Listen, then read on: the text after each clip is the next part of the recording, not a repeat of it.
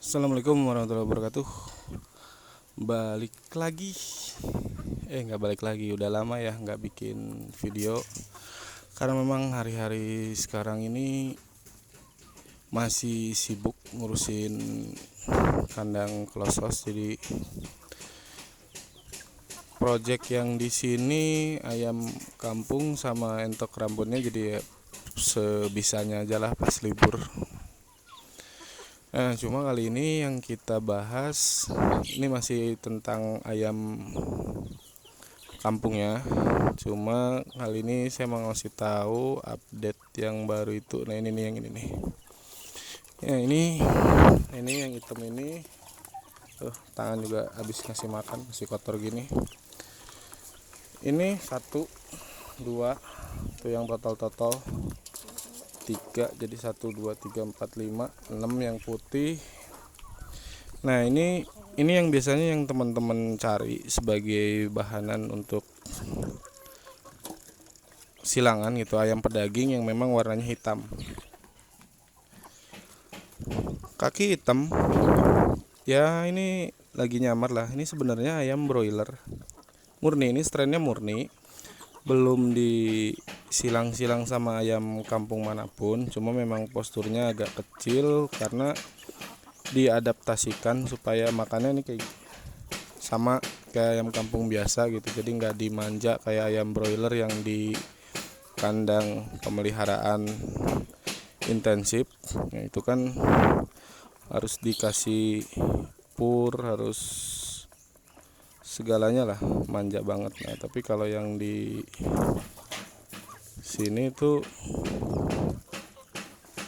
memang diadaptasikan supaya terbiasa dengan lingkungan yang seperti ini. Kendalanya kalau untuk ayam broiler yang baru turun gitu ke umbaran kayak gini dengan pakan ayam kampung juga, itu kalau misalkan kita pegang bobotnya ringan banget, pertumbuhannya jadi agak lambat. Tapi itu terjadi hanya pada saat mereka dalam proses adaptasi. Nah, ketika mereka sudah merasa cocok dengan lingkungannya, itu seperti yang putih-putih tuh yang gede-gede, bobotnya kembali, pertumbuhannya cepat banget gitu, drastis. Jadi kalau misalkan dalam lingkungan seperti ini masih harus pakai settingan atau cara pemeliharaan di kandang intensif, di kemudian hari merepotkan kita sendiri. Karena biasanya si ayam ini, terutama kalau misalkan betina, itu bobotnya jadi over lebih banget, jadi terlalu besar ya, sampai akhirnya biasanya sih jarang survive, jarang bertahan karena kegemukan itu. Nah, itu makanya yang putih-putih juga dipelihara dengan semi intensif karena memang netes di sini. Nah, kalau itu yang putih-putih kan bedanya netes di sini, jadi proses adaptasinya nggak terlalu lama dan nggak terlalu rumit karena dari kecilnya sudah terbiasa dengan lingkungan di sini. Nah, kalau ini kalau nggak salah dapat dari daerah Jawa Tengah, dari Losari, perbatasan Jawa Barat Jawa Tengah. Tuh lucu kan bentuknya, bulat-bulat kayak gitu. Nanti gedenya juga lebih bulat dari yang jago putih ini nih. Karena kalau yang jago ini kan ini udah silangan, udah nggak murni. Yang putih-putih di sini tuh udah nggak murni. Nah, cuma yang strain yang murni nih yang ini nih, yang hitam justru. Itu nanti gedenya bakal jauh lebih gede daripada yang putih-putih ini.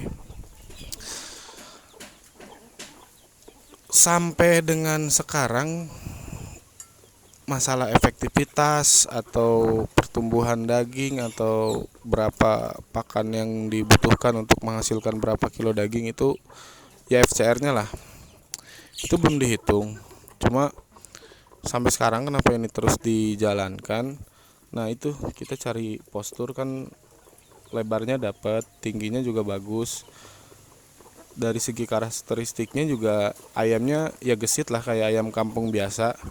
Nah, kalau kita bandingkan dengan yang ini gitu tuh, yang itu tuh jago, yang putih hitam ini posturnya jauh lebih kecil dibandingkan dengan yang silangan walaupun umurnya sama. Nah, jadi tolak ukurnya atau penyemangatnya cuma itu aja. Karena sudah dapat lah gitu, hasilnya sudah kelihatan. Nanti kalau misalkan dinaikkan menjadi satu ternak yang intensif, kemungkinan jalannya banyak gitu, karena saya sendiri udah semangat ngelihat postur tubuhnya yang seperti itu. Ayam kampung yang murni aja gitu, yang jauh lebih lambat pertumbuhannya itu ada profitnya. Nah, apalagi ini yang pertumbuhannya bahkan sama ayam joper pun jauh lebih cepat, dan dalam jangka waktu 3 bulan bobotnya melebihi ukuran rata-rata ayam kampung silangan pada umumnya lah yang dijual di pasaran gitu. Udah sih, cuma itu doang sih yang jadi bahan pertimbangan atau bahan penyemangatnya. Nah, adapun yang hasil silangan ini, jadi dalam satu silangan itu nggak semuanya kayak yang putih-putih gede, tinggi gede itu, ada juga kayak gini. Ini yang masih ngikut ke ayam kampungnya gitu.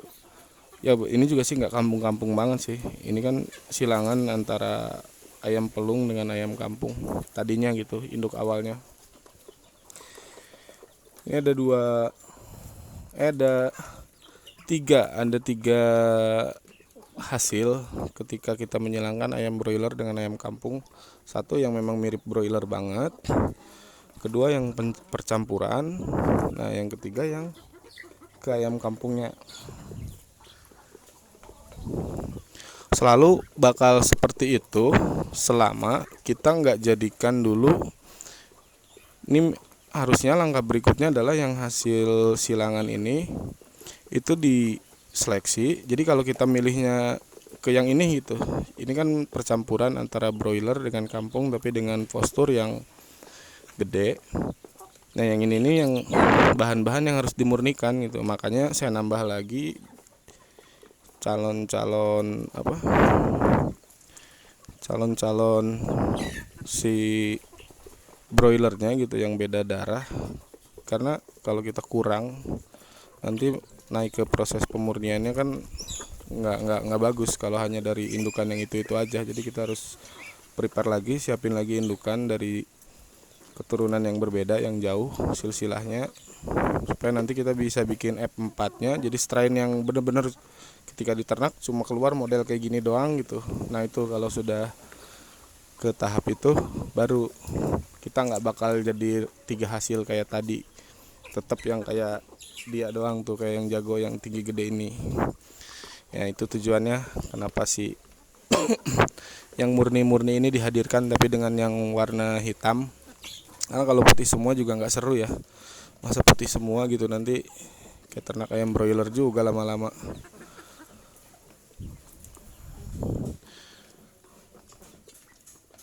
Ya gitu dulu lah.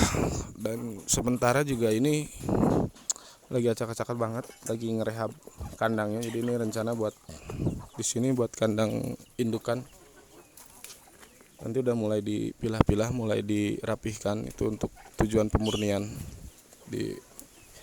supaya rapih banget lah. Oke, segitu dulu video kali ini. Assalamualaikum warahmatullahi wabarakatuh.